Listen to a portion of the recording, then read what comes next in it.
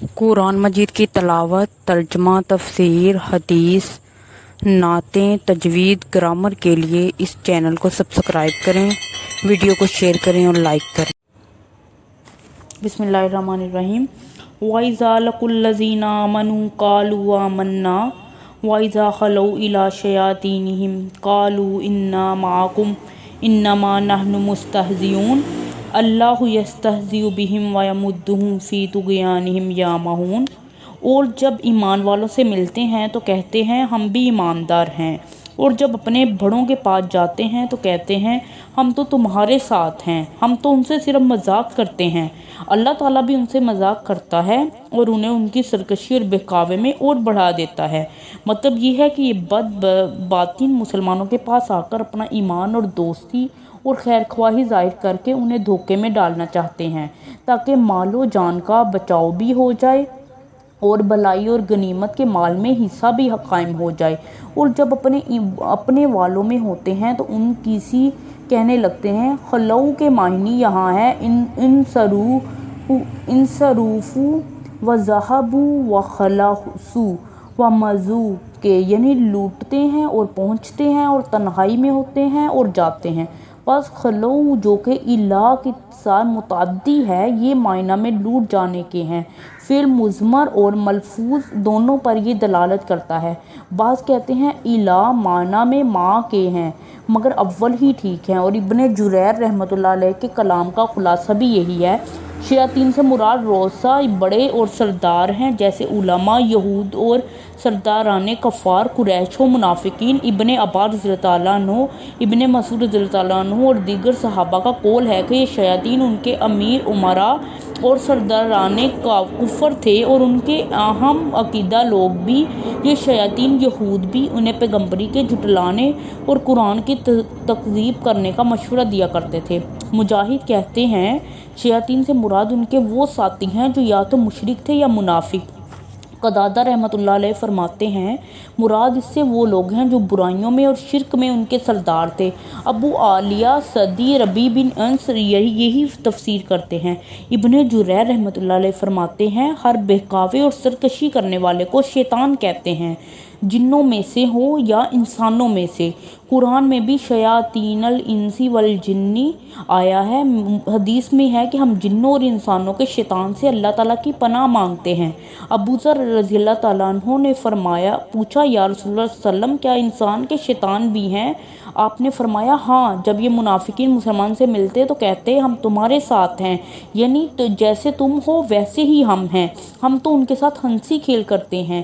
ابن عباس رضی اللہ عنہ، ربیع بن انس رحمۃ اللہ علیہ اور قتادہ رحمۃ اللہ علیہ کی یہی تفسیر ہے۔ اللہ تعالیٰ ان کو جواب دیتے ہوئے ان کے اس مکروہ فعل کے مقابلہ میں فرماتے ہیں کہ اللہ تعالیٰ بھی ان سے ٹھٹھا کرے گا اور انہیں ان کی سرکشی میں بہکنے دے گا، جیسے اور جگہ ہے کہ قیامت کے روز منافق مرد و عورت ایمان والوں سے کہیں گے ذرا ٹھہر جاؤ، ہم بھی تمہارے نور سے فائدہ اٹھائیں۔ کہا جائے گا اپنے پیچھے لوٹ جاؤ اور نور کی تلاش کرو۔ ان کے لوٹتے ہی درمیان میں ایک دیوار حائل کر دی جائے گی جس میں دروازہ ہوگا، اس طرف تو رحمت ہوگی، اس طرف عذاب ہوگا۔ اور جگہ فرمان خداوندی ہے، کافر ہماری ڈھیل کو اپنے حق میں بہتر نہ جانے، اس تاخیر میں وہ اپنی بدکاریوں میں اور بڑھ جاتے ہیں۔ پس قرآن میں جہاں استہزاء مسخریت یعنی مذاق، مکر، خدیعت یعنی دھوکے کے الفاظ آئے ہیں، وہاں یہی مراد ہے۔ ایک اور جماعت کہتی ہے یہ الفاظ صرف ڈانٹ ڈپٹ اور تنبیہ کے طور پر استعمال کیے گئے ہیں، ان کی بدکاریوں اور ان کے کفر و شرک میں انہیں ملامت کی گئی ہے۔ اور مفسرین کہتے ہیں یہ الفاظ صرف جواب میں لائے گئے ہیں، جیسے کوئی بھلا آدمی کسی مکار کے فریب سے بچ کر اس پر غالب آ کر کہتا ہے کہو میں نے کیسا فریب دیا، حالانکہ اس کی طرف سے فریب نہیں ہوتا۔ اس طرح یہ فرمان خداوندی ہے وَمَكَرُوا وَمَكَرَ اللَّهُ الآخر آیا، اور اللہ یستہزئ بہم، ورنہ خدا کی ذات مکر اور مذاق سے پاک ہے۔ مطلب یہ ہے کہ ان کا فن فریب انہی کو برباد کرتا ہے۔ ان الفاظ کا یہ بھی مطلب بیان کیا گیا ہے کہ اللہ ان کی ہنسی، دھوکہ، تمسخر اور بھول کا ان کو بدلہ دے گا، تو بدلے میں بھی وہی الفاظ استعمال کیے گئے۔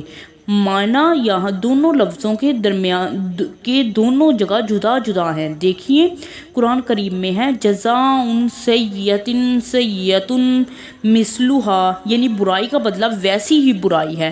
فمن اعتدی علیکم فاعتدوا علیہ، اور جو تم پر زیادتی کرے تم بھی اس پر زیادتی کرو۔ تو ظاہر ہے کہ برائی کا بدلہ لینا حقیقتاً برائی ہے، برائی نہیں۔ زیادتی کے مقابلہ میں بدلہ لینا زیادتی نہیں بلکہ لفظ دونوں جگہ ایک ہی ہے۔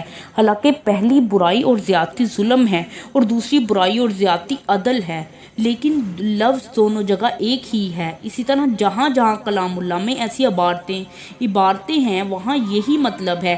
ایک اور مطلب بھی سنیے، دنیا میں یہ منافق اپنی اس پلید پالیسی سے مسلمانوں کے ساتھ مذاق کرتے تھے۔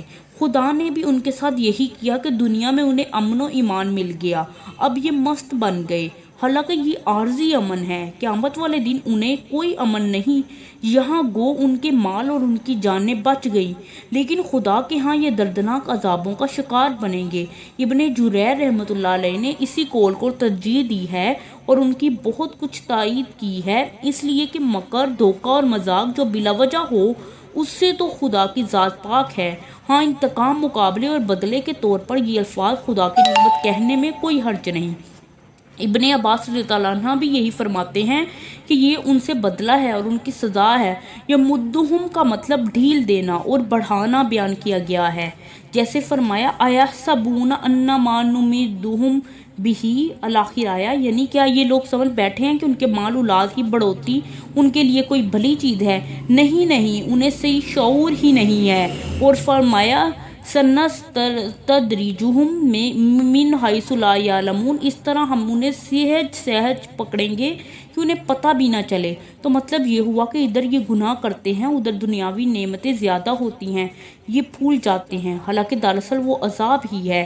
قرآن پاک نے اور جگہ فرمایا فَلَمَّا نَسُوا مَا ذُكِرُوا بِهِ فَتَحْنَا عَلَيْهِمْ أَبْوَابَ كُلِّ شَيْءٍ الآخر آیا، یعنی جب ان لوگوں نے نصیحت بلا دی ہم نے ان پر تمام چیزوں کے دروازے کھول دیے، یہاں تک کہ وہ اپنی چیزوں پر بھول گئے تو ہم نے انہیں اچانک پکڑ لیا، اب گھبرا گئے، ظالموں کی بربادی ہوئی اور کہہ دیا گیا کہ تعریفیں رب العالمین کے لیے ہی ہیں۔ ابن جریر رحمۃ اللہ علیہ فرماتے ہیں کہ انہیں ڈھیل دینے اور انہیں اپنی سرکشی اور بغاوت میں بڑھنے کے لیے ان کو زیادتی دی جاتی ہے، جیسے اور جگہ فرمایا وَنُقَلِّبُهُمْ أَفْئِدَتَهُمْ الآخر آیا طغیان، یعنی کہتے ہیں کسی چیز میں گھس جانے کو، جیسے فرمایا لما طغى الماء۔ ابن عباس رضی اللہ تعالیٰ عنہ فرماتے ہیں وہ اپنے کفر میں گرے جاتے ہیں، ہن کہتے ہیں گمراہی کو۔ تو اس جملہ کا مطلب یہ ہوا ہے کہ ضلالت و کفر میں یہ ڈوب گئے اور اس ناپاکی نے انہیں گھیر لیا، اب وہ یہ اسی دلدل میں اترتے جاتے ہیں اور اسی ناپاکی میں پھنسے جاتے ہیں اور چھٹکارے کی تمام راہیں ان پر بند ہو گئی ہیں۔ بھلا ایسے دلدل میں جو ہو اور پھر اندھا بہرا اور بے وقوف ہو وہ کیسے نجات پا سکتا ہے؟ آنکھوں کے اندھاپے کے لیے عربی میں امیون کا لفظ آتا ہے اور دل کے اندھاپے کے لیے امون کا، لیکن کبھی دل کے اندھاپے کے لیے امیون کا لفظ آتا ہے، جیسے قرآن میں ہے وَلَٰكِن تَمْعَ الْقُلُوبُ الَّتِي فِي صُدُورِ۔ صدق اللہ العظیم۔ Kindly subscribe this channel for more informative videos.